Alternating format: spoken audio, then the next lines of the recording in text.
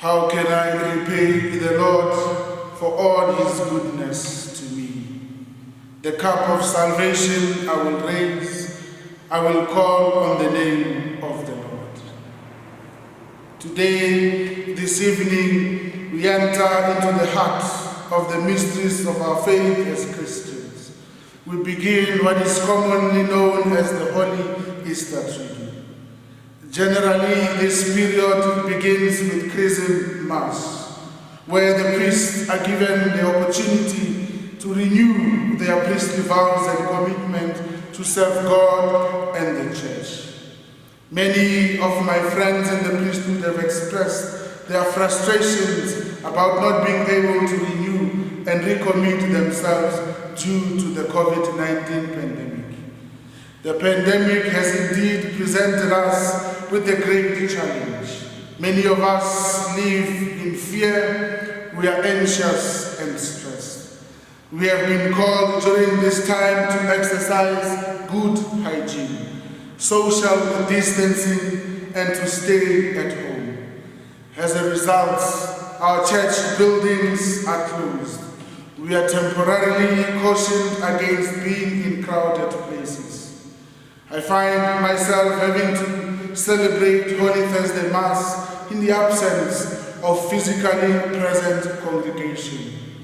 However hard these precautionary measures may seem to be, they have presented us with a challenge and an opportunity.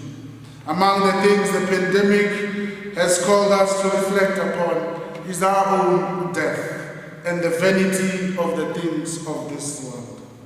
As we enter the Easter Triduum, we realize that these challenges presented by the coronavirus, the fears, the worries, anxieties, and stresses, resonates, as it were, with the situation and place Christ found himself at this period.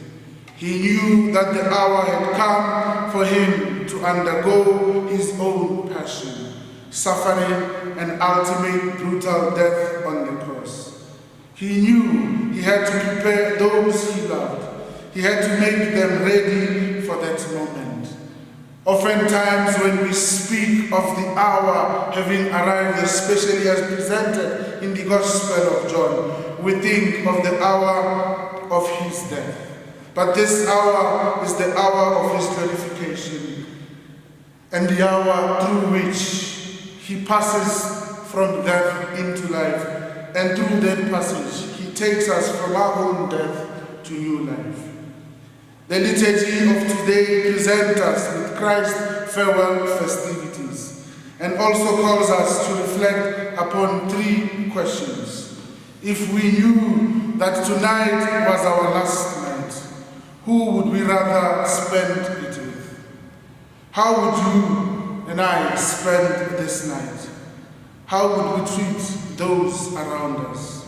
Jesus, for his part, chose to spend it with those who are dear to him. He spent it in the context of a meal through which he institutes the sacraments of the Eucharist and the priesthood. The Gospel account gives us the scene where Jesus also spends this last night washing the feet of his disciples, a duty in Jewish tradition which was associated with slavery, for it was slaves who were expected to bow down and wash the feet of their masters. In these acts, Christ manifests the love of God to humanity. The Son of Man has come not to be served, but to serve, and to offer his life as a ransom for many. This is what we are also called to offer our lives at the service of God, but most importantly, at the service of humanity. The implication is that God does not call us to something he himself is not willing to do for us, or has not already done for us. Jesus tells us, John in today's Gospel tells us that Jesus asked his disciples, "Do you understand what I have done for you?" This question is also asked of you and I today. Do we understand what Christ has done for us? Do we comprehend what he continues to do For inasmuch as the Eucharist is celebrated, Christ himself continues to offer himself in humility for our salvation.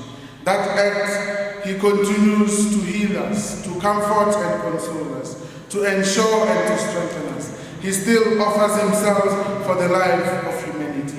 As it were, he still bends and washes our feet. The Gospel continues to tell us that Jesus invited his disciple to do the same. If I, then your Lord and teacher, have washed your feet, you ought also to wash one another's feet. For I have given you an example that you also should do as I have done for you. The invitation may not be a literal call to go around washing the feet of those around us. However, it calls us to be awake to the needs of those around us. We may not necessarily be able to publicly renew our vows and commitment to serve God as the priest of his church. But the public commitment is an outward manifestation of what lies deep within our hearts. We may not be able to celebrate our services in the presence of a believing community, but we are called to be united with them in spirit.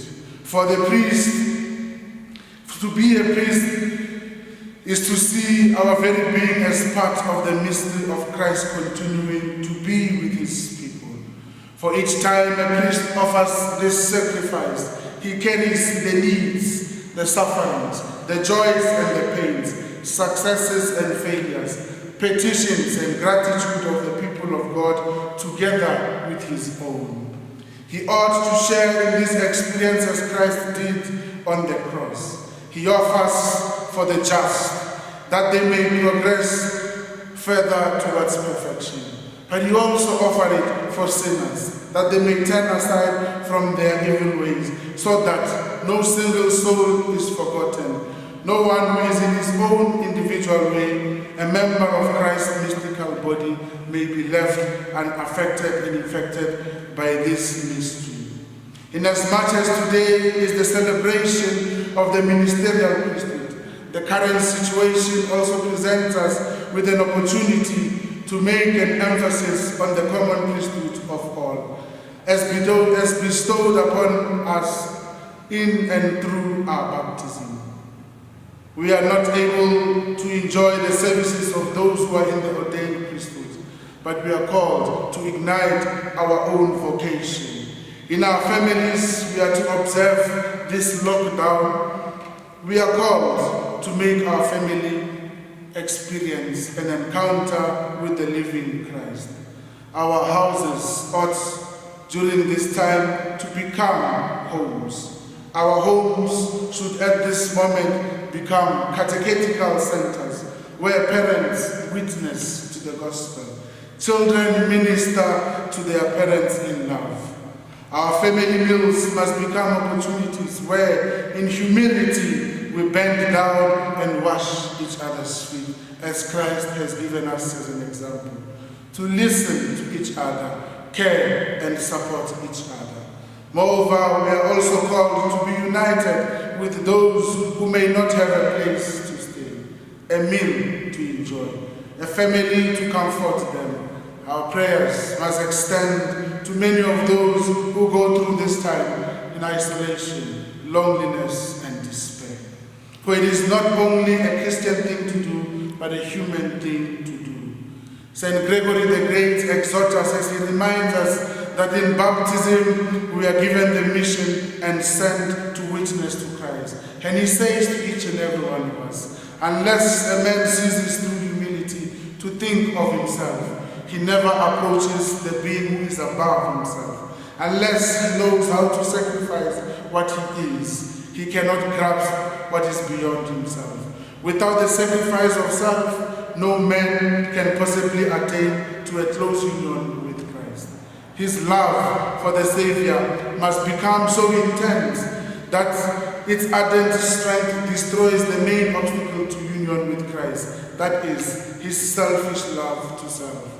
Today, we are invited, as we celebrate this Eucharistic service, to make manifest the words of St. Paul in today's second reading, that we are to hand over to those around us, our families, our friends and loved ones, that which we have received from the Lord. In the Eucharist, Christ, Son though he was, he learned obedience from what he suffered. In his suffering, he showed us how to be humble and manifest the love and mercy of God. We too share in this calling, for through baptism, the Spirit of the Lord is upon us and requires of us to bring good news to the poor, sight to the blind, liberty to captives, and proclaim the year of favor from the Lord. These are indeed trying and uncertain times. However, united in prayer, we stand assured that victory is certain. For as we remember the words of a song, he has not brought us this far to leave us. We are assured that in these trying times, he continues to journey with us on our way. And we must make manifest our call to become witnesses to one another in our families, wherever we may be. And we pray during this Eucharistic celebration that God may ignite in us the common priesthood and the ministerial priesthood, and together pray for the salvation of the world and the glorification of God's name and mission in the world. May the Almighty God bless and protect us, guide and strengthen us in the name of the Father, the Son, and of the